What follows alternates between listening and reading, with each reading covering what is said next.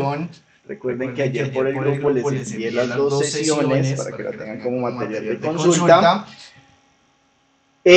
Bueno, ayer estuvimos hablando de toda la fundamentación teórica y conceptos prácticos de lo que vamos a abordar en el curso. Hicimos una breve introducción, un breve abrebocas de lo que se relaciona directamente con el tema de ventas y la evolución que ha tenido en el siglo XXI, cómo han cambiado y cómo la comunicación con el cliente es hoy de una manera diferente del modo aportante y ya donde ya no hablamos de una venta consultiva como tal, sino de aportar valor a la solución que le estamos entregando a nuestro cliente, de cómo vamos a solucionar un problema. ¿Listo? Entonces, como les decía la profe Cris, decidimos empezar a unir los grupos desde hoy porque como complemento a nivel pedagógico pues nos parece importante ver ver el tema desde diferentes puntos de vista, toda vez que ustedes puedan sentir una retroalimentación más precisa y más completa de lo que se refiere al tema que estamos tratando. Recuerden que les decía ayer, no hay una verdad absoluta en esto que estamos hablando, no hay, nadie tiene la palabra total de lo que estamos haciendo. Entonces se trata de poder integrar conocimientos y aportarles el mayor valor posible a ustedes, que en este caso son nuestros clientes. ¿Listo? Ayer hablábamos de toda esta conceptualización, todos estos temas de seducción, implementación, estrategias, engagement, perdón, me voy a adelantar hasta, llegamos hasta aquí, hasta los momentos de verdad. ¿Se acuerdan que eran los momentos de verdad? Es el momento cuando tengo a mi cliente cautivo y puedo realmente transmitirle la solución a esa necesidad y voy a abordar ya de una manera precisa con ese producto o ese servicio la solución que él espera obtener. Recuerden del ciclo del servicio que hablábamos, pero esto se queda solo en teoría si hablamos de la evolución que ha tenido y el cambio significativo que han tenido las ventas en esta última década. ¿Por qué? Es que resulta que anteriormente las ventas se centraban única y exclusivamente en inundar el mercado de productos y darle al cliente no soluciones, sino darle recursos para que ellos en teoría pudieran aumentar su estilo de vida, pudieran mejorar su estilo de vida o pudieran cubrir de una u otra manera las necesidades que ya tenían. Hasta ese momento teníamos un debate muy marcado en establecer a nivel mercadológico si las necesidades se creaban o ya estaban creadas. Era un debate que en la década de los 90 estaba muy marcado y no se podía establecer si a nivel de desarrollo de producto una necesidad ya estaba creada o simplemente yo tenía que crear mi producto para llevarlo al mercado. Entonces, por eso, durante todo ese tiempo, las empresas se dedicaron únicamente a inundar el mercado con productos, a presentar de una manera no estratégica, sino de una manera más impositiva las soluciones que ellos consideraban que los clientes deberían tener. Entonces es donde hablamos de casos donde la misma empresa creaba su modelo de comunicación y llevaba el producto al cliente diciéndole que eso era lo que él necesitaba para poder atender su necesidad. Todo evoluciona Y es en ese momento donde empezamos a hablar de venta consultiva. ¿Por qué se habla de la venta consultiva? Que incluso hoy se viene hablando y se viene utilizando, cosa que ya no es eficiente.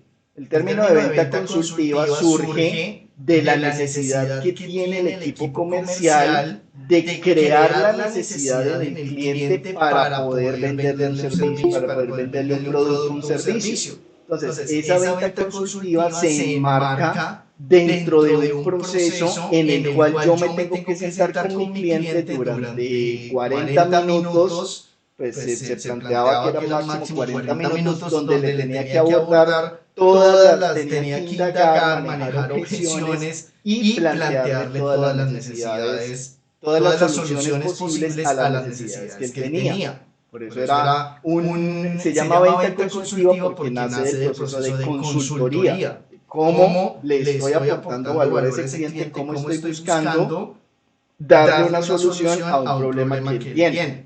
Eso evoluciona y en un efecto casi que post pandemia, les hablaba ayer de eso, ya el cliente no traga entero.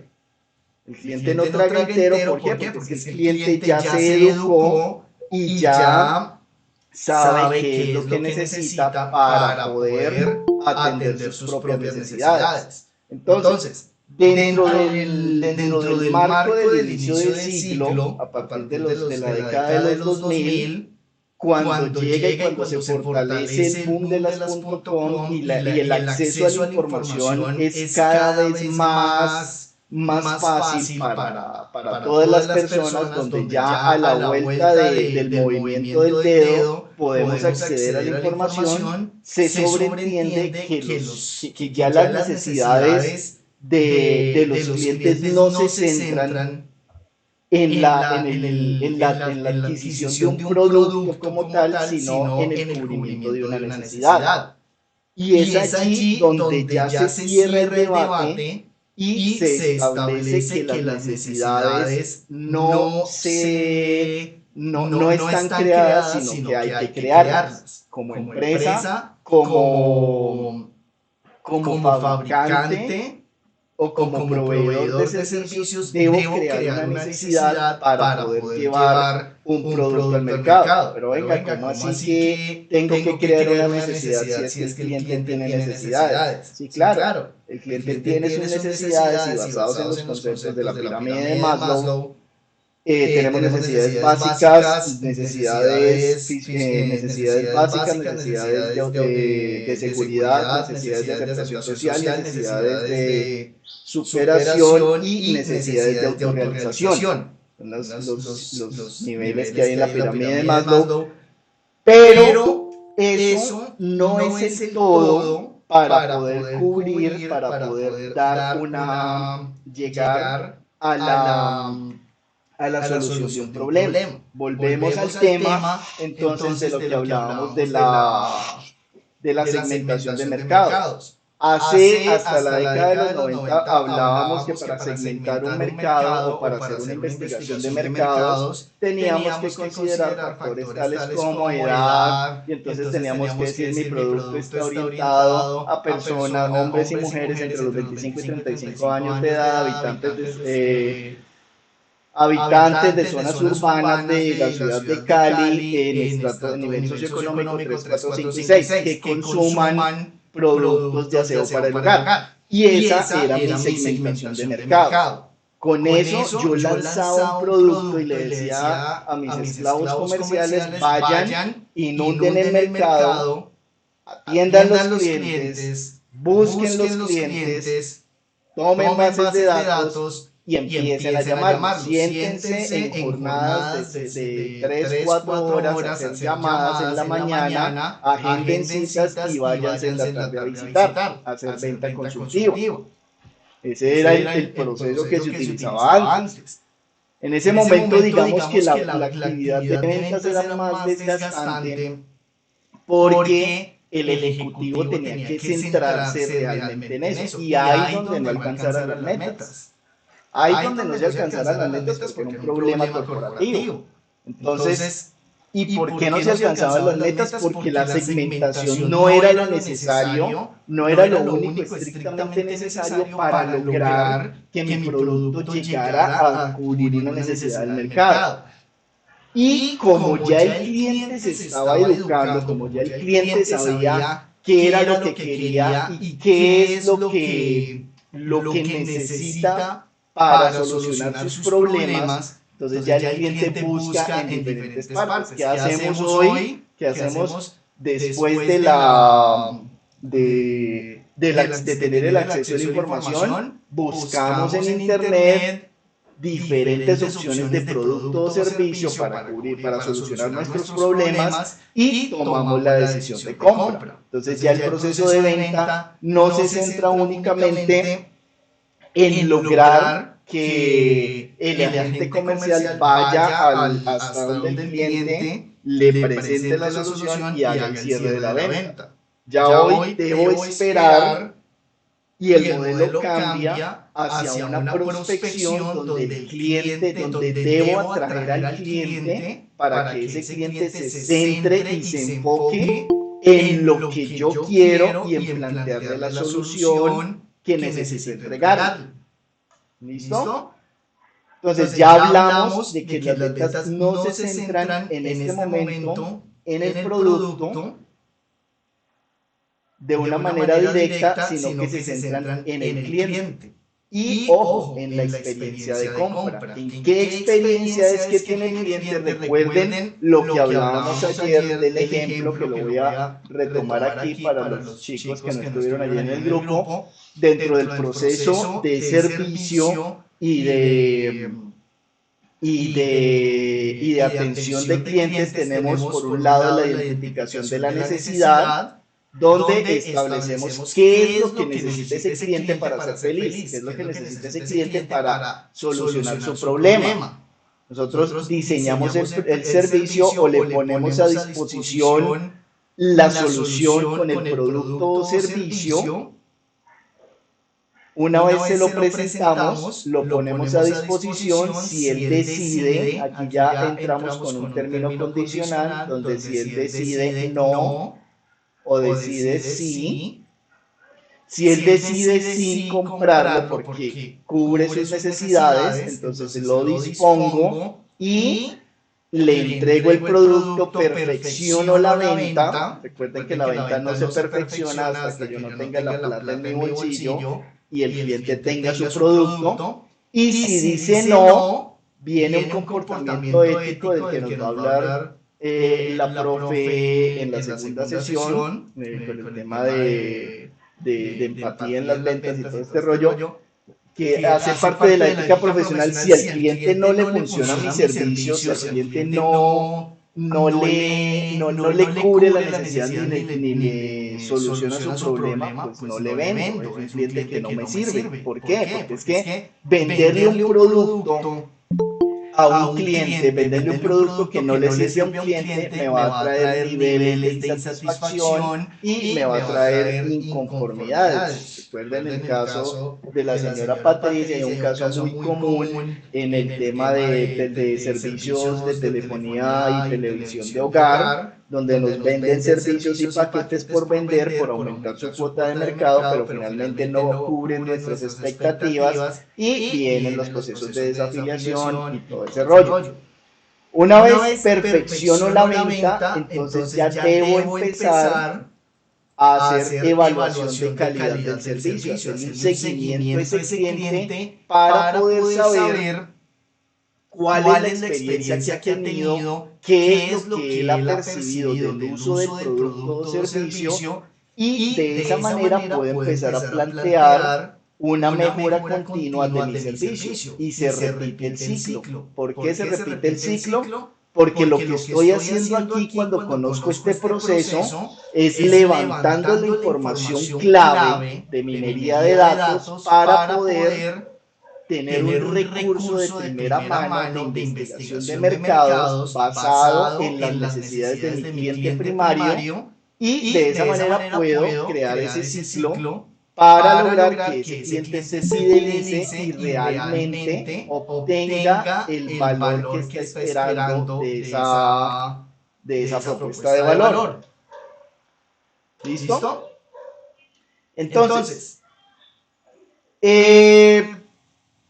para ello existen diferentes modelos de ventas que se basan en diferentes etapas. Podemos hablar de procesos de ventas que varían dependiendo incluso de la naturaleza del producto o servicio. ¿Por qué? Porque es que no es lo mismo vender Coca-Cola que vender zapatos, ni es lo mismo vender zapatos que vender seguros de vida. ¿Por qué? Porque cada uno de ellos tiene unas necesidades diferentes y cubre diferentes tipos de soluciones. Entonces, si bien todos los procesos y los modelos de venta se relacionan entre sí, pueden variar. Sin embargo, como constante se puede decir que tienen etapas básicas como la identificación de clientes potenciales, que nosotros llamamos prospectos, el establecimiento del contacto, que anteriormente se llamaba contacto en frío, que hoy ya no se utiliza ese término, la identificación de las necesidades, miren que lo acabamos de ver en el ciclo anterior, la presentación de la solución, uy, se me fue, del producto o servicio, el manejo de las objeciones, el cierre de la venta y el seguimiento postventa.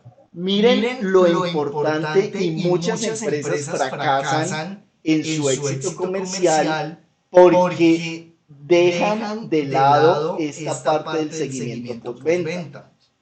¿Qué es el seguimiento postventa? No es nada más que implementar una política clara de servicio al cliente donde yo establezco una comunicación con mi cliente para poder estarme retroalimentando y saber qué es lo que tiene, las necesidades que tiene, qué es lo que está esperando de mi producto y qué es lo que puedo hacer como empresa para poder llevarle más productos y poder casarlo conmigo, fidelizarlo y tener clientes para toda la vida. Siempre nos hablan del proceso de fidelización de clientes y nos dicen es que tiene que fidelizar los clientes y los clientes se fidelizan haciendo promociones y bajando el precio, que siempre nos dicen. Yo siempre les digo, no negocien con precio. Si su producto es de calidad, tiene diferenciador, no negocie con precio, no compita con precio. Competir con precio es lo peor. No busque amarrar al cliente bajo una estrategia de precio, porque ahí lo único que está haciendo es subvalorando su producto o servicio y diciéndole al cliente, usted es el que manda, yo adapto mi producto a su necesidad, adapto mi producto a lo que usted quiera y usted puede hacer conmigo lo que quiera. Palabras más, palabras menos. Cuéntame, Cris. Bueno, yo te quiero aportar a lo que estás hablando sobre, y me voy a adelantar quizás un poquito al tema que yo voy a tomar después, pero me parece que es ideal que lo hablemos ahorita. Sobre esto de la teoría de las ventas, siempre la primera cosa que yo pienso que uno debe hacer o pensar como vendedor, no es lo que dices, no es lo que haces, es lo que le haces sentir al cliente. En este momento, ese es realmente para mí la frase ideal para el tema de las ventas. ¿Qué es lo que le hace sentir al cliente en la terminología de la nueva era de las ventas, ¿no? En el que ya estamos personalizando, en el que estamos generando emociones en el tema de las ventas. Y cuando hacemos las etapas de la identificación de clientes, hay muchos tipos de usuarios, muchos tipos de clientes, y lo que decías claramente es real. Tengo que ubicarme en cuál es mi nicho de mercado. Es totalmente diferente vender un seguro de vida a vender pan. Generalmente, si yo vendo pan, pues seguramente todos los días la persona va a tener la necesidad y va a ser un cliente recurrente que va a venir todos los días a hacer la misma compra. Y mientras que un cliente que compra un seguro de vida lo comprará una vez y ya, y quizás después de X cantidad de tiempo se cambiará por algún otro beneficio a otro tipo de aseguradora, pero no es un servicio que yo esté vendiendo todo el tiempo. Y lo mismo pasa con los bienes y los servicios. Claramente, cuando tú tienes un bien, generalmente, digamos, voy a comprar este celular, yo al comprar el celular me llevo mi objeto inmediatamente. A veces cuando yo compro un servicio como un seguro de vida, yo no veo como la real ganancia de manera inmediata. Entonces tenemos que empezar a jugar con la emocionalidad de las personas y tratar de vender en un gane y gane, ¿no? Porque eso es yo tengo algo que cubre una necesidad y tú tienes algo o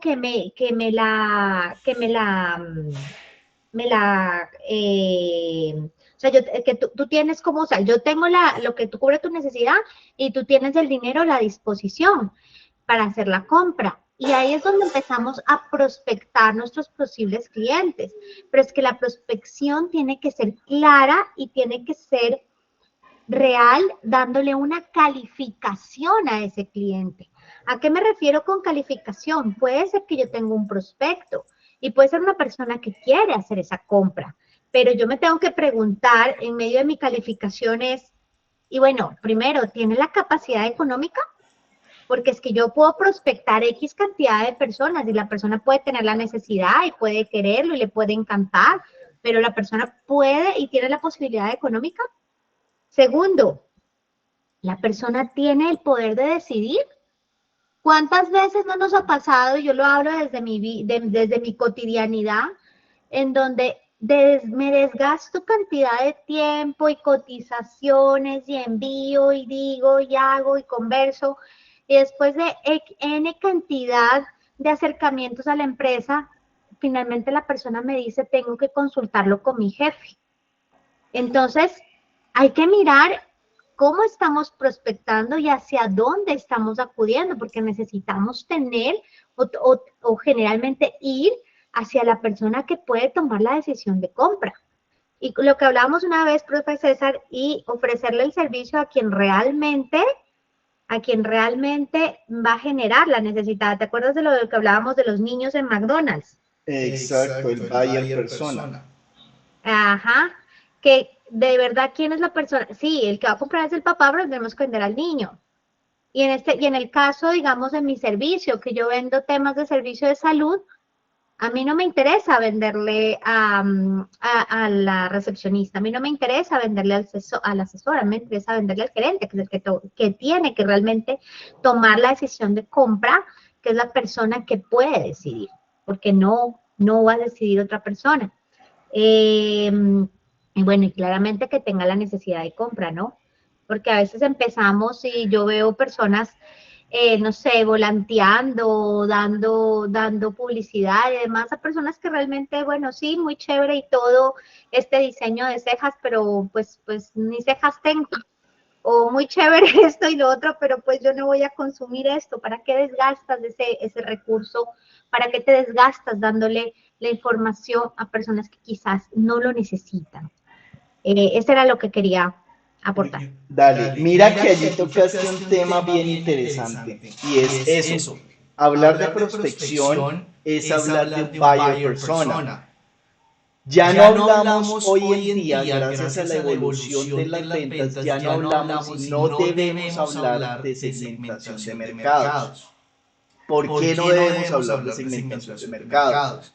Porque quienes nos compran son personas, quienes nos compran no son mercados. Hablamos de un buyer persona, de una persona que compra, de un comprador. ¿Cómo defino un buyer persona? Como yo conozco mi producto o servicio, debo saber a quién le voy a vender. Entonces, por ejemplo, al tema de servicios de salud, mi buyer, si bien es un negocio del tipo B2B, business to business, de empresa a empresa, yo no le voy a vender negocio, no le voy a vender servicios de salud a la empresa.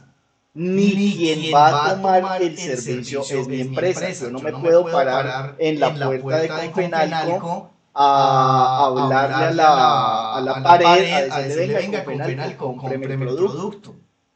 Yo le tengo que hablar, es a la persona que va a tomar esa decisión de compra. Entonces, ¿quién es el buyer persona? El buyer persona se llama Rosalba Sánchez, que tiene 35 años y es gerente de compras o jefe de compras o jefe de recursos humanos de una empresa con más de 20 empleados que tiene un nivel de rotación de empleados alta o que trabaja con alimentos y necesita estar haciéndole exámenes de control biológico o no sé qué tipo de exámenes a las personas, a sus empleados para poder estandarizarlos, para poder tenerlos categorizados dentro de su planta de empleados. Esta persona, Rosalba Sánchez, tiene unas características de estilo de vida porque se maneja de tales y tales formas, compra su ropa en tal lado, le gusta tomar café en Starbucks, le gusta salir de viaje, tiene familia y listo, defino todas las características de mi cliente ideal y aunque lo llame como una sola persona, lo que voy a hacer con esa información es salir a buscar en el mercado a todas esas Rosalba Sánchez que puedan existir, a todas esas personas que cumplan con esas características y a ellas es a las que les voy a hablar, porque como ya definí que son jefes de compras de empresas pequeñas y medianas, entonces ya sé que las voy a atacar, ahí sí ya establezco un modelo de prospección donde voy a identificar cuáles son esas empresas, a dónde tengo que llegar y con quién tengo que hablar. Llego, hablo con la persona directamente, el canal lógico, el conducto regular es entrar por recepción, listo, consígame la cita tales, pero no me desgasto en la recepcionista hasta que llegue al punto que sí, que puede que me demore en conseguir la cita, me voy a demorar en conseguirla. Pero entonces, en ese orden de ideas, lo que estoy logrando es enfocarme directamente a esa persona que va a comprar y que va a tomar la decisión de compra sobre mi producto o servicio. Y dependiendo de eso, cuando lo aborde, para no hablar de temas de venta consultiva, recuerden lo que hablábamos ayer de la mejor táctica para cerrar una venta es generar el miedo. Y generar el miedo no en el sentido práctico, sino generar miedo mostrándole al cliente ahí se me fue la palabra, la ventaja de contratar mi servicio. ¿Por qué? Porque es que si usted no contrata mis servicios de exámenes médicos, mis servicios de salud, entonces se va a gastar más plata haciéndole los exámenes de forma particular porque yo le ofrezco a usted un plan. ¿Listo? Entonces le estoy generando miedo porque le digo, si usted no lo compra conmigo sin decírselo así, va a gastar más plata, entonces conmigo va a ahorrar más plata. Pero ¿cómo puedo llegar a esto y brindarle una experiencia sólida a ese cliente a través de la transformación digital? Que ya nos vamos a meter en temas más cañañudos y es algo que nace desde desde mediados de la década de los 2000 como concepto clave y fundamental para poder centralizar toda la información y llegarle de manera directa y precisa y concreta a ese cliente. Es un fenómeno que se acrecenta y se estimula de una manera más fuerte en el efecto post-pandemia. ¿Por qué? Porque antes de la pandemia toda la gente le tenía miedo a las ventas por internet. Toda la gente creía que tener un un sitio web era un lujo porque es que yo necesitaba estar en internet, pero solo para mostrar la información, entonces quería una página informativa donde solo entregaba información, donde solo estaba dándole y mostrándole beneficios a mi cliente, pero no lo enfocaba a eso, no lo enfocaba al cierre de ventas. Llega la pandemia, se cierran todos los negocios, no hay nada para hacer. ¿Qué le tocó a todas las empresas? Sí o sí, empezar a recurrir a canales digitales para poder empezar a prospectar clientes y conocerlos de una manera más estrecha. Llega el uso de la omnicanalidad, donde puedo involucrar diferentes canales de comunicación, redes sociales, teléfono, televisión, internet y otros medios que me permiten crear una solución directa y una comunicación más estrecha con mi cliente, levantando información, trayendo información valiosa realmente, ahorrándome el recurso que tendría que haber invertido en temas de investigación de mercados. Si ustedes lo recuerdan, hasta hace más o menos unos 10, 15 años, hablábamos de que la solución al problema de ventas era hacer una investigación de mercados. ¿Y qué era hacer una investigación de mercados? Diseñar un cuestionario estructurado de manera exploratoria, primero para poder levantar, identificar las necesidades y después, con base en esas necesidades, elaborar un cuestionario estructurado para hacer un estudio concluyente, donde en el estudio exploratorio iba a tomar una muestra pequeña para poder levantarla y lo podía hacer a través de un focus group o de una entrevista personalizada, microsegmentada, pero después ya tenía que llegar a una proporción más grande, a una muestra más grande y empezar a obtener esos resultados, donde con esos resultados los traía, los ingresaba a un SPWS, los procesaba, sacaba un informe bien gordo con todas las preguntas analizadas y ahí se quedaban. Porque me daban unos resultados, me mostraban una tendencia, pero ahí se quedaba, porque las empresas realmente no hacían nada con eso. Hoy en día, la investigación de mercados se orienta más al tema político y a las grandes marcas que realmente tienen que hacer prueba de concepto, prueba de producto para poder llevar sus productos, sus bienes y servicios al mercado. Y entonces se me estaba escapando un tema que hablaba la profe también ahora, y es eso del volanteo. Anteriormente hablábamos de la solución y cómo promociono mi producto y cómo hago para que me compren. Entonces saco y voy a San Nicolás y hago unos 1000 volantes y pongo a tres personas. Ya sabía que iba a decir. Sí, ajá, sí. A tres personas a repartirlos en un semáforo, llegándole a todo el mundo, o contrataba esas pancartas que se hacen en los semáforos. Pero ¿qué estoy haciendo con eso? Es una táctica que yo denomino de una manera muy inteligente, me tardó años llegar a este concepto, una táctica de aguacero, porque busco llegarle a todo el mundo, mojar todo, pero finalmente no centralizar nada. Busco llegarle a todos, pero mi producto finalmente no se está vendiendo. Reparto 1000 volantes. ¿Qué hace una persona con un volante? Lo bota media cuadra más allá.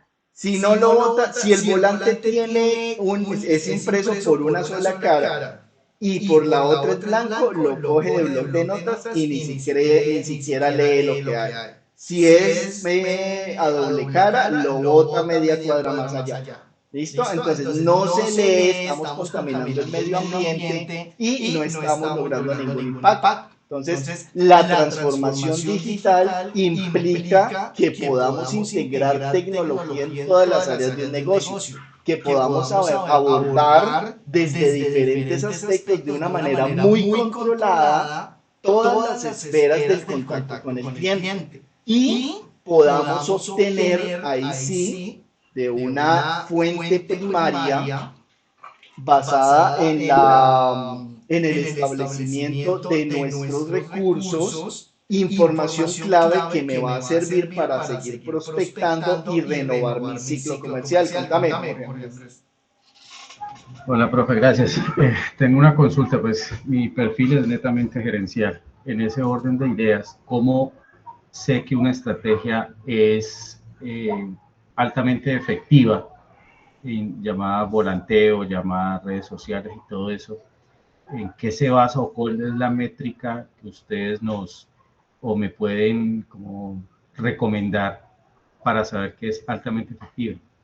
Mira, efectivamente, hablar de métricas es hablar de medición que no necesariamente te va a aportar un valor. La técnica que tenés que se debe aplicar es la técnica que te permite establecer un contacto directo con el cliente, levantar información y poder procesar esa información para tomar decisiones. Las redes sociales no son una herramienta que se hizo ni que se debe utilizar para vender. Por ejemplo, ¿por qué? Porque las redes sociales son un canal de comunicación, son un canal que te permite establecer una comunicación directa con el cliente y levantar información de allí. Toda la información que estás obteniendo desde las redes sociales, por ejemplo, la podés almacenar de manera automática a través del uso de APIs en diferentes plataformas, por ejemplo, de CRM, donde las vas a poder procesar y allí sí tomar decisiones. La mejor manera de analizar una información es tener la información organizada en una herramienta que te permita tomar esas decisiones. Contame. Sí, digamos que yo puedo montar un CRM o inclusive el mismo sistema contable, yo lo puedo modificar para que me generen esos datos, esas métricas. Yo lo puedo analizar financieramente. ¿Cómo lo analizo financieramente? Pues con la relación costo-beneficio. Esto es lo que me cuesta y este es el beneficio monetario que me va a tirar. Pero, digamos, lo que quisiera saber es, o sea, eficiencia. La palabra clave en esta métrica es eficiencia, porque pues yo lo puedo, o sea, yo invertí $1 y me estoy ganando 1.25, que ese es el retorno de esa inversión, los 25 centavos. Pero, ¿cómo determino eficiencia? Eficiencia, o sea, menos con más. Esa es como la incógnita que yo tendría, y si ustedes tienen alguna recomendación. La mejor manera de medir la eficiencia de las ventas, ya que lo estás analizando en la relación costo-beneficio, es aplicar esa relación costo-beneficio, lo que te está costando venderla, sobre la cantidad de ventas que estás generando. Y eso compararlo con el presupuesto que estás gastando en esa estrategia.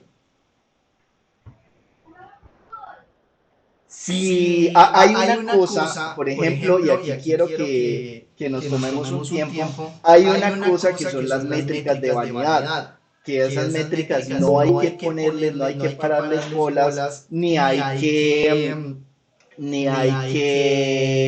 enfocarnos en eso. ¿Cuáles son las métricas de vanidad? Por ejemplo, en tema de redes sociales, el número de clics.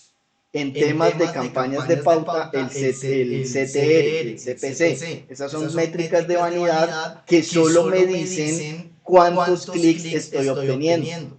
Entonces, por ejemplo, invierto 5 millones de pesos mensuales en una campaña de pauta en Facebook, ¿cierto? Y eso me está reportando 30.000 likes o 30.000 seguidores mensuales, que es, digámoslo, la métrica más estándar que hay. De esos 30.000 seguidores que obtuve, ¿cuántos realmente compraron mi producto o servicio? Y es uno de los principales errores que se comete al momento de implementar una estrategia de social media. ¿Por qué? Porque es que nos educaron y nos vendieron el concepto que entre más seguidores tenga, más poder va a tener mi marca. Entre más likes tenga, más exposición voy a tener. Ese recurso debería invertirlo mejor en una campaña, por ejemplo, de Google AdWords, de Google Ads, donde voy a poder controlar el presupuesto y voy a poder establecer a nivel de conversión cuánto estoy aportando. Me explico. Invierto 3 millones de pesos en una campaña, 3 millones de pesos mensuales en una campaña de pauta en Google Ads, ¿cierto? Con esa campaña de Google Ads estoy llegando a una exposición a nivel nacional y me está generando 14.000 impactos mes. De esos 14.000 impactos tengo un CTR del 3%. Estamos hablando de 14 por 3, estamos hablando de más o menos un impacto de, permítame que yo burro para las matemáticas, de 420 personas que le dieron clic a mi anuncio. Eso es una métrica de vanidad, no me sirve de nada. De esos 420, ahora sí, ¿cuántos convirtieron? O sea, ¿cuántas personas compraron mi producto? Resulta que entonces allí ya apliqué, ya obtuve una métrica del 60%. Entonces ya estoy hablando que de esos 420 logré 252, los 252 impactos. Eso lo multiplico por el valor de mi ticket promedio, del valor de mi venta, y entonces ya puedo calcular cuál es mi relación de beneficio. Entonces, si yo estoy hablando, por ejemplo, de un servicio donde mi ticket promedio, porque estoy hablando de un negocio B2B, es de 1,5 millones, entonces estoy hablando que por 252 conversiones, con una campaña de 3 millones de pesos mensuales, logré un beneficio de 378 millones de pesos. Y esto, 378. Yo mandé las, qué pena, te corto, César. Yo envié las 2 tasas de conversión que mejor le pueden servir al compañerito, a Jorge.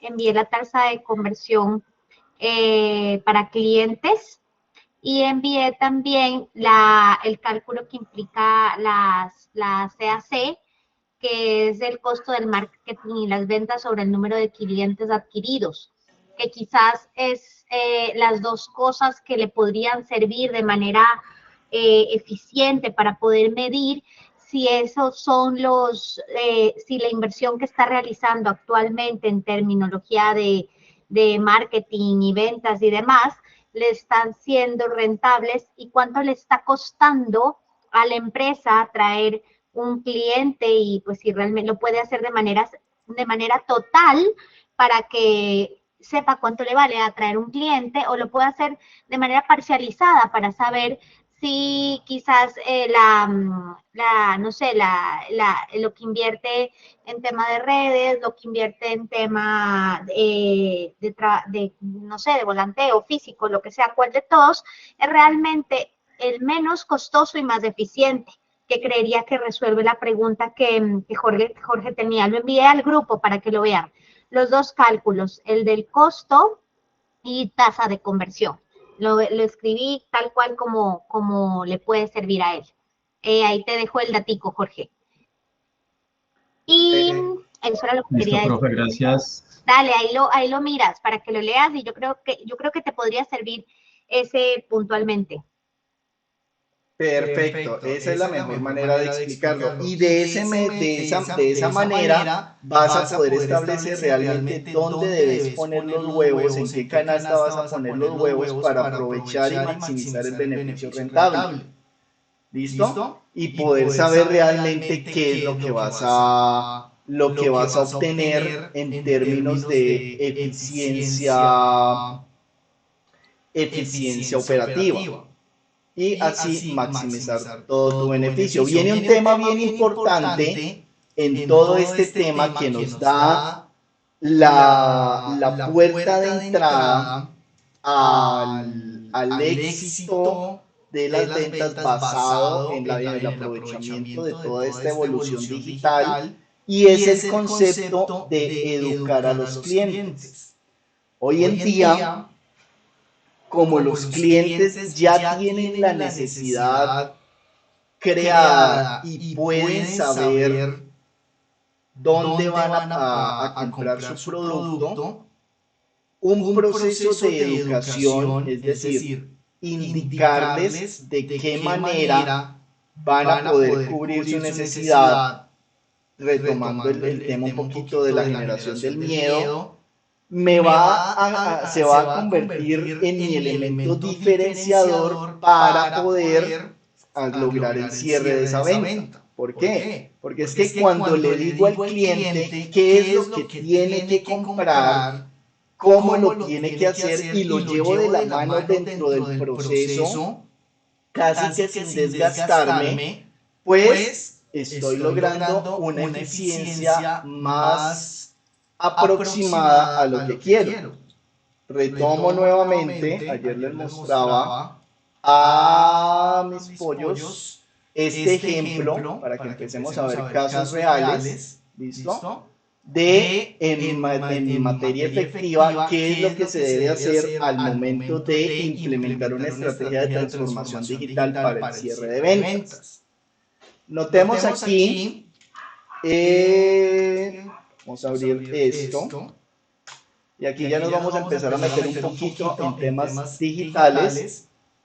Vamos a conceptualizar un poco la diferencia que hay entre un sitio web y una landing page orientada al cierre de las ventas. Toda empresa, sí o sí, que quiera crear comunicación con sus clientes, debe tener un sitio web donde voy a entregar toda la información de mi negocio, de mis productos, de mis servicios y cómo voy a cubrir esas necesidades que tiene el cliente. Ahora, los sitios web no venden por sí solos y no son herramientas que están creadas para vender porque son únicamente estrategias informativas, no son transaccionales a menos que sean concebidas como un e-commerce o una tienda virtual enfocada al cierre de ventas. Entonces, este es un caso real de un cliente que tenemos en la empresa en Bogotá. Es una institución educativa que ofrece programas técnicos laborales en mecánica automotriz orientados a estudiantes recién graduados de colegio que quieran profesionalizarse o a mecánicos que quieran certificarse. ¿Listo?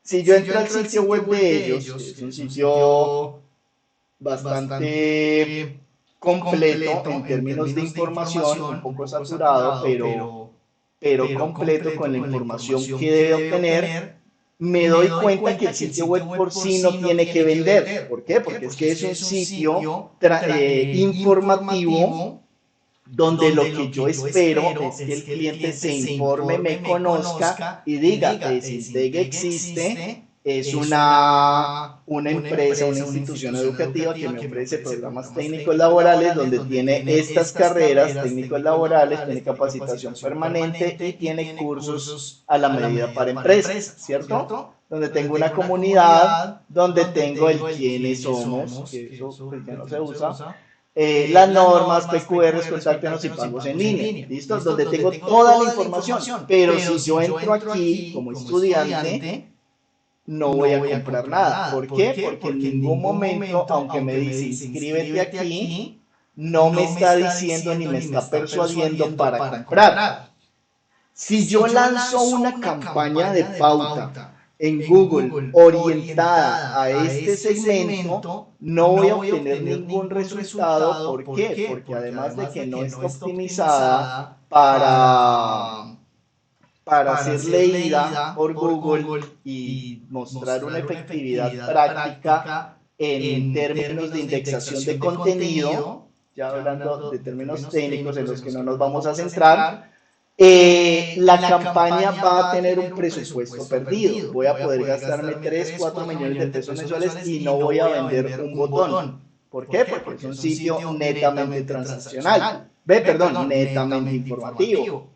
Ahora, si lo que yo quiero vender es cursos, ¿qué tengo que hacer? Comunicarle a mi cliente y conectar con mi estudiante potencial para lograr que ese estudiante realmente se motive.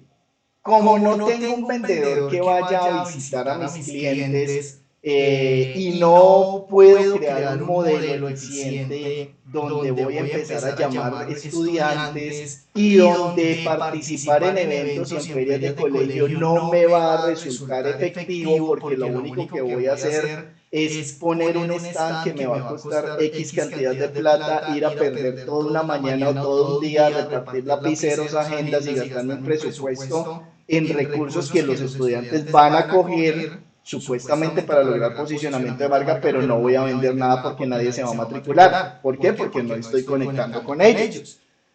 Como no tengo esos recursos, lo que debo hacer entonces es conectar directamente con mi cliente, con mi paciente.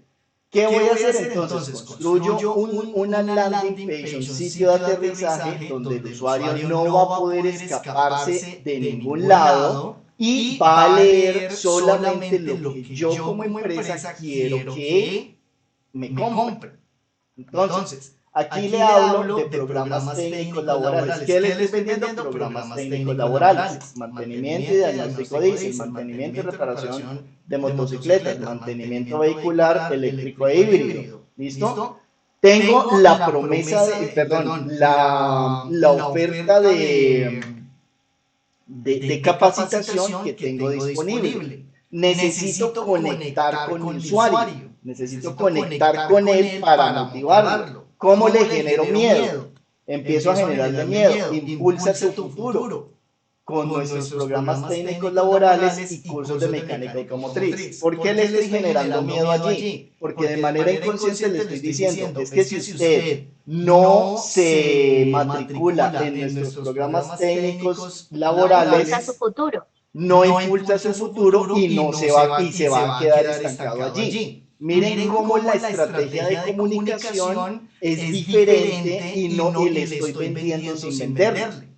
Call to action para registro, regístrate ahora. Si ya lo logré cautivar aquí y el paciente ya quiere comprar, se registra ahora y va al formulario y me deja los datos. Puede que sea un lead que no me aporta valor porque no ha leído el resto de la información. Pero entonces, ¿qué pasa? Tengo que seguírsela metiendo la información. Tengo que seguirlo cautivando. Capacítate y conviértete en un experto en electricidad y electrónica automotriz con el SINTEC. Ya aquí no le estoy generando miedo, pero le estoy explorando todas las emociones y le estoy diciendo, papi, venga, es que usted se va a convertir en un experto. O sea, usted aquí no va a salir siendo el mecanicucho de siempre, del mecanicucho de barrio. Usted va a ser un experto en lo que va a estudiar. Call to action para persuadirlo, inscríbete hoy y transforma tu pasión en una carrera exitosa. Volvemos al tema que nos hablaba mi amor ahora. Estoy abordándole las experiencias. Estoy logrando conectar con la pasión, porque si el man llegó aquí es porque buscó en Google cursos o programas o educación o formación en mantenimiento de motores y diésel. Entonces le interesa y ya que estoy abordándolo a él. ¿Le estoy vendiendo? No le estoy vendiendo. Recuerden que a la gente no le gusta que le vendan, sino que a la gente le gusta comprar. Ya vamos a ver más o menos cómo sería para el tema de seguros. Pero este ejemplo puede servir para construir un modelo de persuasión. ¿Listo? Estoy leyendo aquí los chats de una vez también. Listo, entonces ya conecté con él y hágale, papi. Inscríbase de una vez. Le estoy insistiendo sin insistirle. ¿Por qué? Porque le dejo abierta la opción con colorcitos y tales y le estoy dando la posibilidad. Ahora le muestro beneficios. Cuando te matriculas con nosotros, al aprender mecánica automotriz con nosotros, obtendrás, miren el mensaje de comunicación. No le estoy vendiendo, le estoy dando beneficios.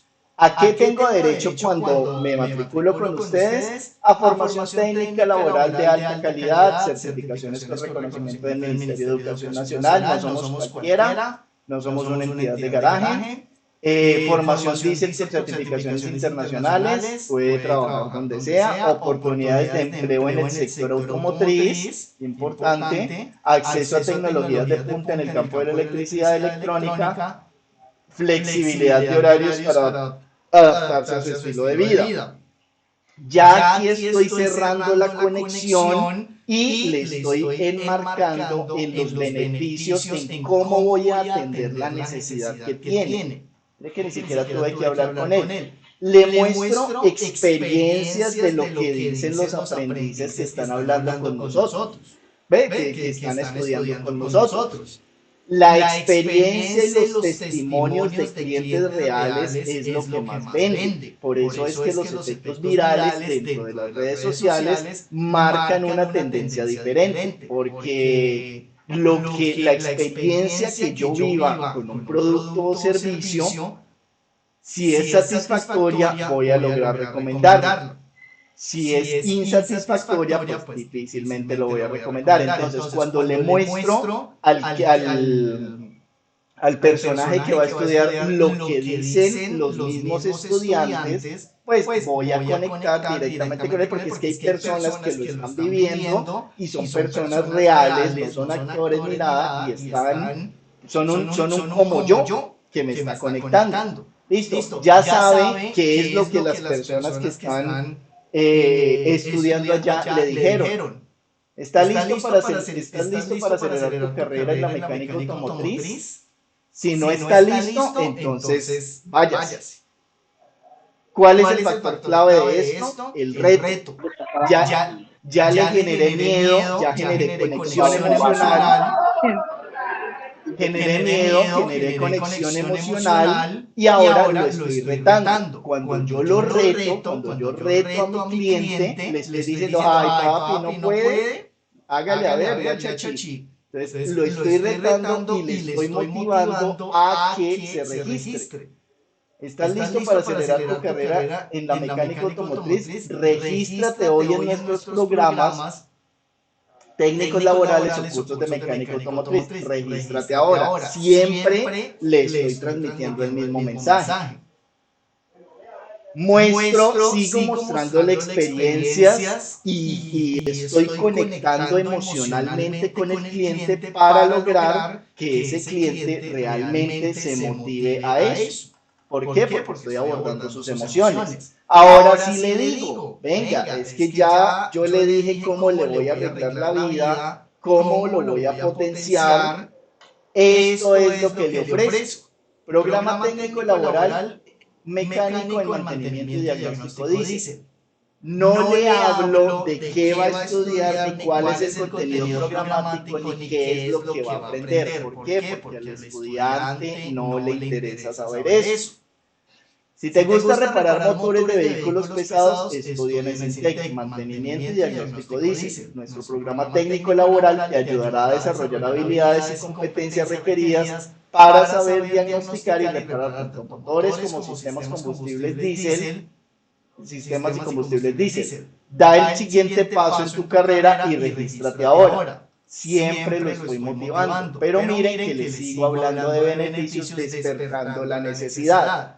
Le hablo lo mismo para el programa técnico de motocicletas y vehicular e híbrido. Ya aquí si no lo conecté, perdí el año.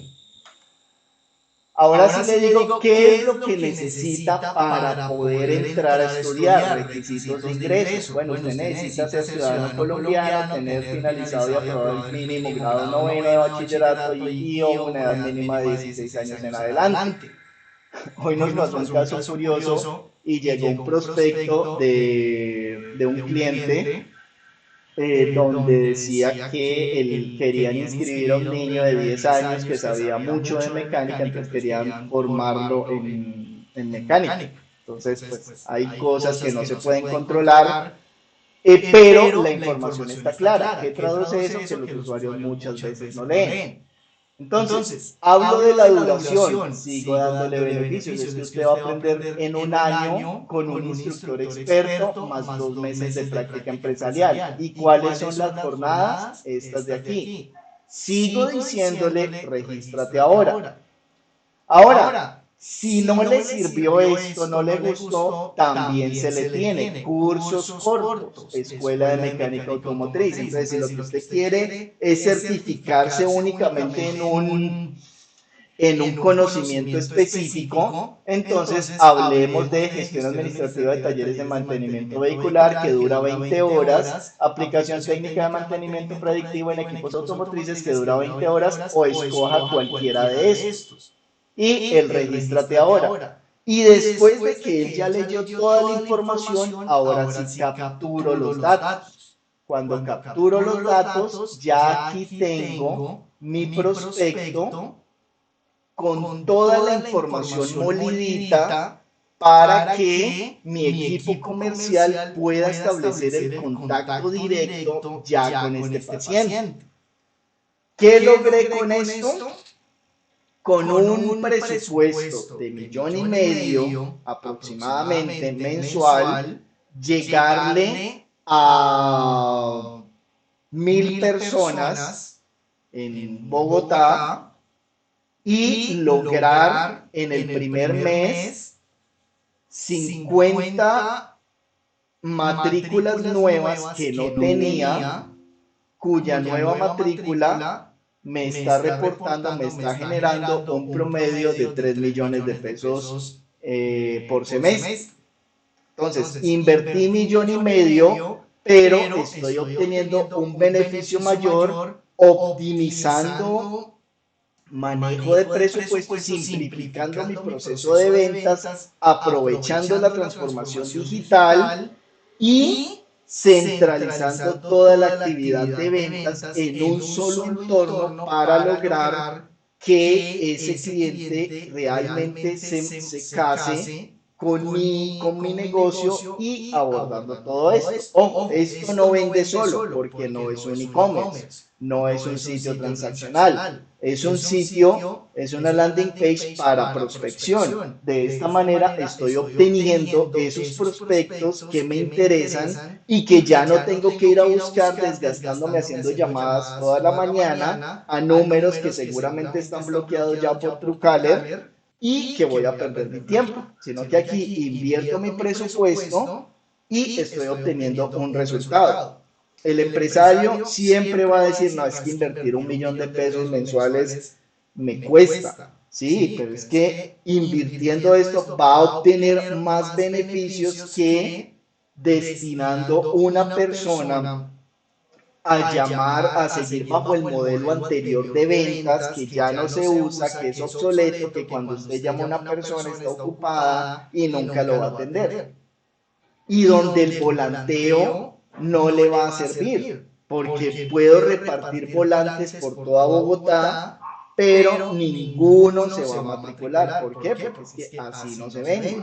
Donde puedo ir a participar en una feria, donde participar en una feria me puede costar entre 3 y 4 o 5 millones de pesos por una tarde, por un stand, donde en teoría voy a recibir a 5,000 personas, porque eso dice la feria, pero donde seamos conscientes, la gente que va a la feria va a novelerear, va a chismosear y solo compran artesanías o postres porque les da hambre, pero nadie se matricula en una feria y no genera exposición de marca.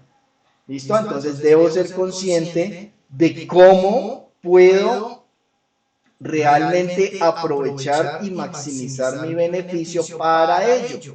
Y eso me lleva a establecer cuál es el poder real de los datos. Resulta que con esa información que yo estoy obteniendo, que es una base de datos primaria, porque la estoy obteniendo basado en una campaña que me interesa y que tengo segmentada de una manera ajustada a mis necesidades, a mi producto o servicio, voy a poder analizarlos y poder darle vida a un nuevo modelo comercial. Y esta, no sé si han escuchado de la frase que hoy en día quien tiene los datos tiene el poder. ¿Se acuerdan hace 3, 4 años la demanda tan doble hijo de madre que se ganó Facebook por el tema de tratamiento de datos, por la filtración de datos que tuvieron? Pues es que resulta que eso pasa. Facebook no es gratis. Google no es gratis, el motor de búsqueda no es gratis. Facebook se queda con toda nuestra información, desde que entramos hasta que salimos. Ustedes se preguntan por qué y hagan el ejercicio, por qué después de hablar de determinado tema van a su Facebook y en su timeline van a ver anuncios de lo que estaban hablando. No sé si les ha pasado, hagan el ejercicio. Por ejemplo, hablen esta noche con alguien, ni siquiera, o sea, teniendo el teléfono así bloqueado, hablen de, no sé, de freidora de aire, cualquier cosa, y se van a dar cuenta que 2 horas después van a empezar a ver anuncios de freidoras de aire en Facebook. ¿Por qué? Porque es que cuando creamos la cuenta en Facebook, le damos autorización y cuando instalamos la aplicación y le damos permisos y nunca leemos y le decimos démosle permiso a todo, él puede acceder a nuestro teléfono. Entonces escucha nuestras conversaciones y con base en eso es que va a perfilar todas sus campañas de pauta. Entonces cuando yo creo una campaña de pauta y le digo quiero venderle freidoras de aire a personas ubicadas en Cali entre los 35 y 45 años de edad, que tengan unas características específicas y lo segmento dentro de mi modelo de negocio, perdón, dentro de mi campaña. Facebook muy juiciosamente va a mostrarle el anuncio solo a esas personas, pero eso se complementa con el uso de cookies, se denominan cookies, donde él, con toda la información que está obteniendo de nuestro comportamiento, va a poder establecer a través de su inteligencia artificial, porque ya no son algoritmos, va a poder establecer a quién mostrarle esos anuncios. Entonces miren cómo lo que nos hablaba ahora la profe Cris de todo cómo perfilar un cliente y cómo identificar si realmente tiene el poder adquisitivo para comprarlo hoy en día con el poder del análisis de datos y el uso de la transformación digital se puede hacer de manera simple. Ahora, que es técnicamente simple, sí, se puede hacer, pero tiene un componente de estrategia donde cuidadosamente tenemos que construir realmente qué es lo que se hace. Facebook y Google nos venden la idea a nivel comercial de que crear una campaña en Google es nada más meter palabras clave y listo, y meta su presupuesto y con 50.000 pesos de presupuesto usted puede empezar una campaña, ¿sí? Lo venden así porque es el modelo de negocio, pero para que una campaña sea realmente efectiva, debo analizar los datos, debo saber quién es mi buyer persona, debo saber realmente a quién le voy a llegar para poder configurar de una manera estratégica mi campaña, saber cuál es el contenido que le voy a entregar y de esa manera llegarle a los clientes que me interesan. ¿Por qué? Porque si no lo que voy a estar haciendo es un volanteo digital. Voy a invertir 50.000 pesos de campaña en Facebook, que es más controlable, más se requieren presupuestos mínimos. Voy a llegar a 5.000 personas porque utilizo una estrategia de alcance y no voy a cerrar ni una sola venta. ¿Por qué? Porque me está dando métricas de vanidad y no necesariamente me está aportando una solución real a lo que yo estoy estableciendo en términos comerciales. Entonces, por eso, analizar los datos y tenerlos organizados, bien sea en un sistema CRM, ERP o en un mismo Excel, bien organizado a través de tablas dinámicas, gráficos y toda la vuelta, bien coqueto, donde lo pueda analizar y pueda tomar decisiones, es lo único que me va a establecer el saber cómo voy a llegar a mi mercado. Y no necesariamente voy a tener que recurrir a comprar bases de datos, que era lo que se hacía anteriormente, porque anteriormente nos decían, venga, pero es que estoy armando un equipo comercial, del perrito hablamos después, estoy estableciendo un equipo comercial, lo voy a contratar a usted, pero usted trae sus bases de datos. Señor, la empresa tiene que darle las herramientas. Nadie tiene la potestad y por ley de habeas data y ley y política de tratamiento de datos, nadie, ningún agente comercial puede ser dueño de las bases de datos. ¿Por qué? Porque estas deben reposar dentro de un repositorio, valga la redundancia, en la empresa, y la empresa, que es la dueña de la política de datos, tiene que administrar esa información. Entonces yo no le puedo exigir, si yo voy a contratar esclavos para la actividad comercial, no puedo exigirles que traigan sus bases de datos, porque además no me van a servir.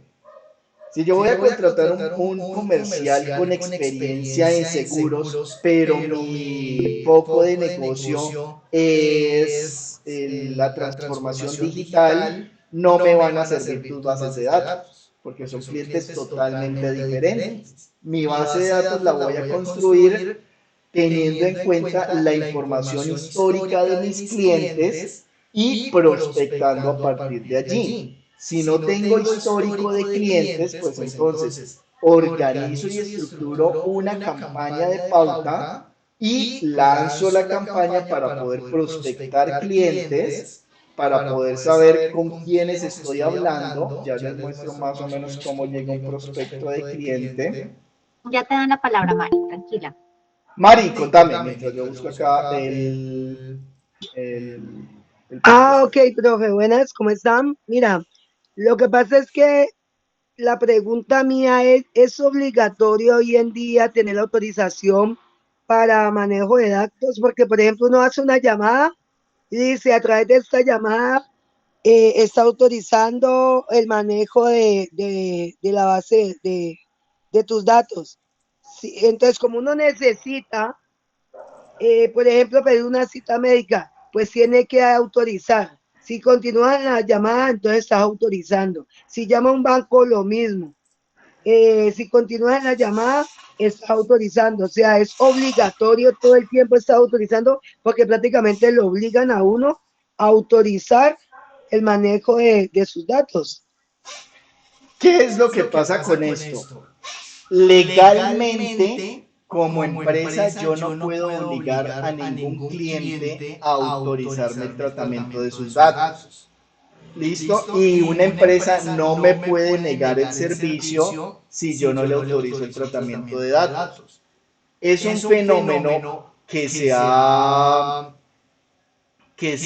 acrecentado porque, y sobre todo en el sector médico, sí, en el sector médico y de la salud, sí es necesario autorizarlo siempre porque es información sensible. Entonces, si yo estoy llamando para pedir una cita mía, tengo que autorizar a la entidad para poder tratar mis datos. ¿Listo? Incluso perdón, te corto ahí, incluso para la cita médica debes autorizar para que el médico pueda preguntarte los datos. O sea, es un tema bien, bien complejo porque yo luego puedo ir a decir que, ejemplo, que esa información se filtró, que esa información que sí, que yo no la dije, que me la están pidiendo, que por qué me preguntan esas cosas.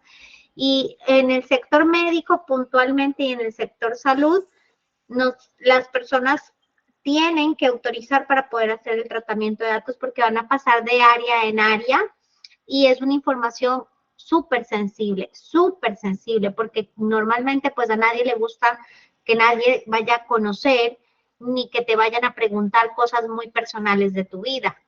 Entonces, o que vaya a filtrarse una información de esas. Entonces, es bien delicado ese tema. Del tema de tratamiento de datos y de hecho es hasta penalizado en el sector salud. No, pero todo el tiempo, en todas las llamadas, usted llama a Claro, a Movistar o al banco y con esta llamada está autorizando el tratamiento de tus datos. Todas las llamadas ahora vienen acompañado de ese mismo sistema. Si uno no autoriza, no puede seguir con la llamada. Entonces, como uno necesita automáticamente que toca autorizar los datos. Claro, claro, precisamente porque la empresa tiene que poder comunicarse con vos para poder darte la solución. O Si tiene que transferirte a otra área, debe estar autorizada. ¿Qué pasa si el usuario no me autoriza el tratamiento de datos? Yo lo transfiero a otra área y después el usuario va a decir con justa causa, no es que yo no le autoricé a usted para que hiciera esto, entonces me gana una demanda y por eso se debe la empresa curar en salud con eso. Como usuario, tengo la potestad de negar el tratamiento, de negar ese tratamiento de E datos. incluso tengo la potestad de solicitar que se me elimine de las bases de datos. Lo que pasa es que a veces tenemos desconocimiento de muchas cosas, pero si digamos, ejemplo, me están llamando de Movistar cada 2 días a ofrecerme servicios y demás, y yo digo, pues yo nunca le di el dato a Movistar y yo no sé por qué es que me están llame y llame. Yo puedo en la llamada decir, por favor, solicito que sea eliminados mis datos de su base de datos, porque realmente no quiero que me estén contactando y yo en ningún momento di la autorización. Entonces se puede realizar en el tratamiento de datos, se puede realizar lo que es la actualización, rectificación y suprimir tus datos, porque es tu derecho como persona. Entonces tú puedes llamar y decir, yo ya no quiero que se haga que se sigan tratando mis datos dentro de esta entidad, ni consiento que esos datos sean tratados dentro de la entidad en la cual me están llamando. Y ya, eso se puede también realizar. Y lo deben hacer, ¿no? Incluso hay ciertas empresas que tienen un área de habeas data en el cual inmediatamente a ti te pasan el dato de que la persona no quiere el tratamiento de datos y uno tiene que eliminar a la persona de las bases de datos. O sea, es una obligación de la empresa eliminarla lo hablo con propiedad porque yo hacía parte de esa área. Y era delicadísimo. Teníamos que ingresar, sacar a la persona de los listados y volver a imprimir y bajar bases de datos sin incluir a la persona dentro de esa base de datos porque de hecho puedes infringir la ley técnicamente. Ahí hay unas varias personas levantando la manita, sino que yo no sé cuál es la... Dale, tenemos en orden A Dirección Nacional. llegada, Dirección Muchas Nacional. gracias. Hola, buenas noches. Mi nombre es Lady. Con referente al tema de datos personales, yo lo manejo porque pues estoy también en esa área. Y el tema no solamente es en el área de la salud, sino que eso abarca todas las empresas que manejan bases de datos. Y específicamente en el tema de ventas, después de pandemia se agudizó mucho ese tema por todo el proceso de llamadas que se hacen para hacer pues prospección de clientes, ubicación de clientes, de referidos o de bases de datos que salieron, pues que muchas empresas optaron por tener después de pandemia para buscar soluciones de comercialización.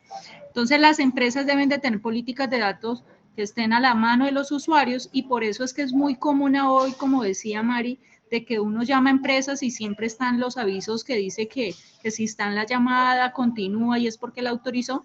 Pero aparte de esa grabación es porque dentro de las compañías hay unas políticas de datos personales que dice para qué se va a usar esa información. Y esa información es indiferente en el área de la salud. Toda la información, si hablamos de datos personales, los datos personales son aquella información que ubica una persona. El hecho de que tú tengas un nombre y un teléfono, ya tienes un dato personal, porque el dato personal es la forma de ubicar a un cliente y la forma de ubicarlo es correo electrónico y teléfono. Una cédula, por ejemplo, no es un dato, aunque es un dato personal, no es de este tipo de datos porque las cédulas son públicas. Pero ¿qué no es público? Tu número telefónico, donde te ubican. Entonces, partiendo del tema de ventas, cuando cerramos negociaciones, yo tengo que tener autorización de datos personales para hacer esa llegada a estos clientes. Y cuando se hacen páginas de aterrizaje como las que está explicando el profe, lo ideal es que esas páginas de aterrizaje tengan un aviso de privacidad para que se va a usar esa información, para que después no existan riesgos de demandas, porque ahora sí es muy común de la aplicación de la norma, diferente a años atrás que no lo hacían. Correcto, muchas gracias por el aporte, súper clarísimo. Adriana, contanos, Adriana de la OSA. Hola.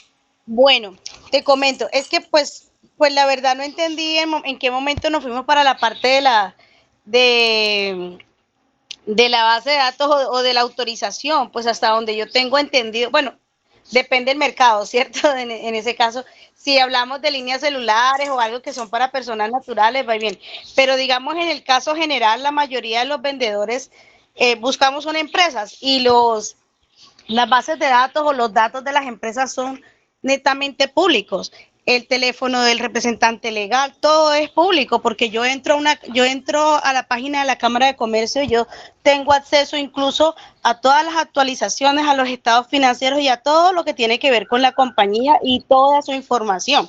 Entonces, en este caso, pues yo creo que nada más valería más que todo lo del tratamiento de datos cuando empiezan es a llamarnos a nosotros como personas naturales, que son los únicos datos que tienen como ese inconveniente y empiezan con lo del dichoso habeas o la autorización, que es lo que decía anteriormente la compañera, que cada vez que ella hace una llamada a una, no sé, a un Incali a alguna entidad, siempre le dice que sus datos están protegidos, que no sé qué, pero porque es ella como persona natural, no como empresa, ¿cierto? En una empresa Sí, no vale esa yo parte. creería que el tema se dio porque como vendedores tenemos muchos sectores y muchos sectores a los cuales nos dirigimos. En ocasiones le vendemos a personas naturales, en ocasiones le vendemos a empresas, dependiendo el servicio o, o bien que estemos comercializando.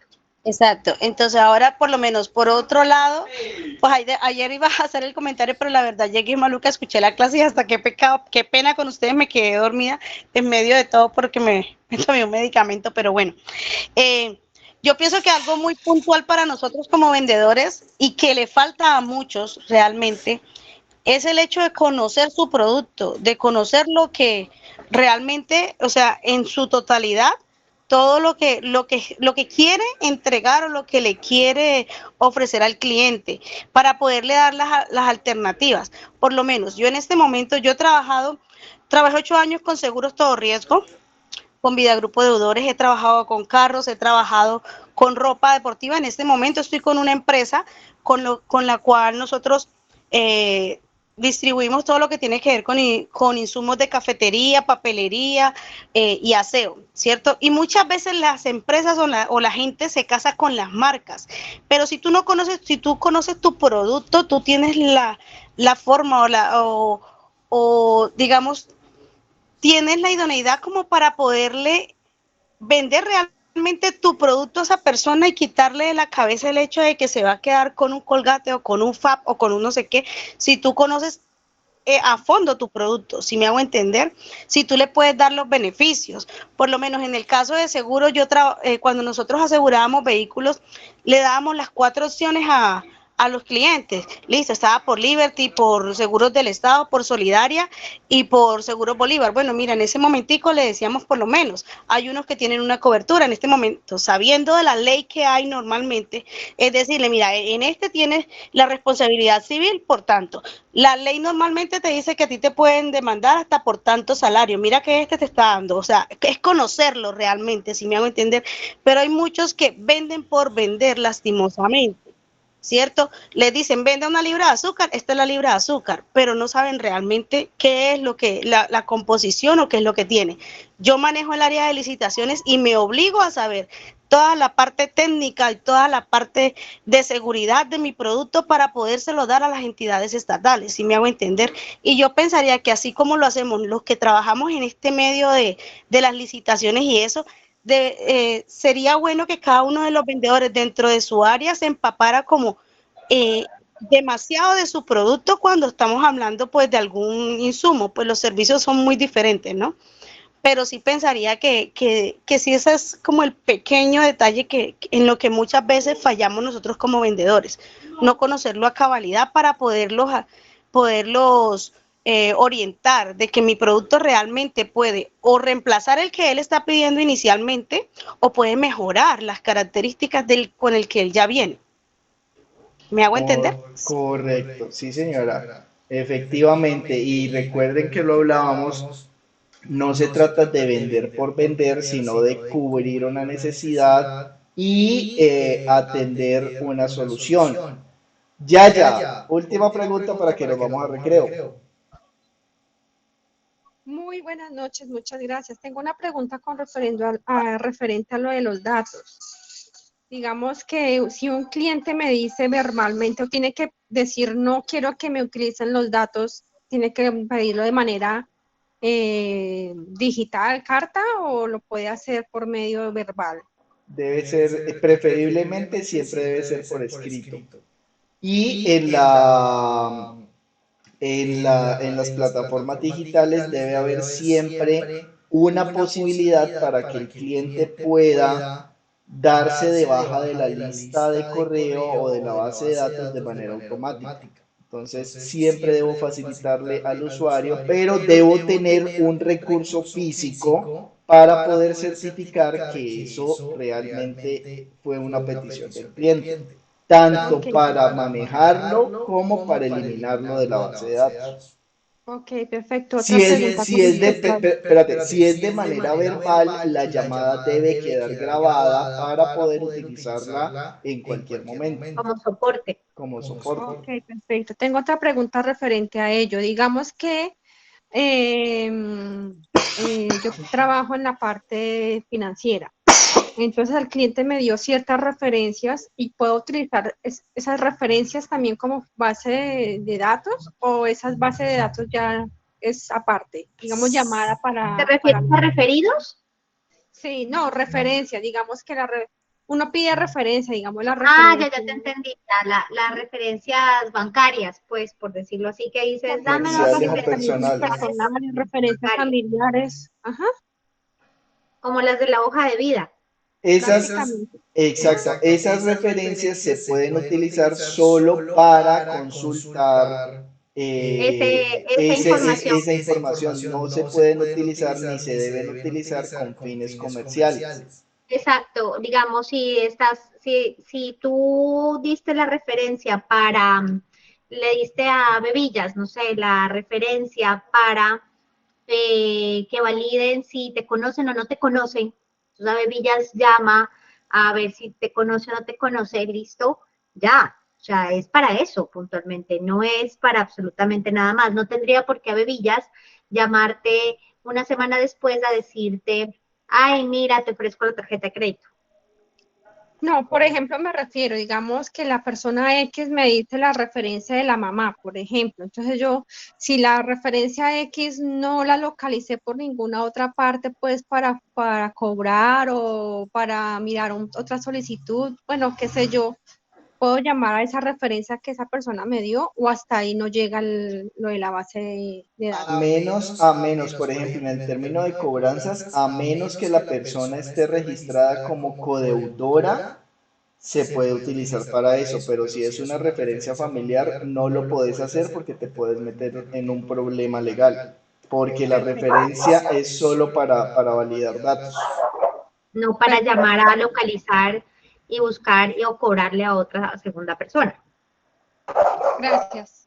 ¿Listo? Bueno, muchachos, entonces yo creo que podemos ir a recreo. Son las Hasta las 9:30, yo creo. 8:30, de acuerdo, para que nos tomamos el pescadito bien chévere. Y en la siguiente sesión continuamos. A los de mi grupo ya les envié por WhatsApp, por el grupo de WhatsApp, el registro de asistencia. Hasta este momento solo hay 9 personas registradas. Los otros A mi grupito también, yo ya les envié y solamente tengo 10 personas registradas. Recuerden que hoy, a diferencia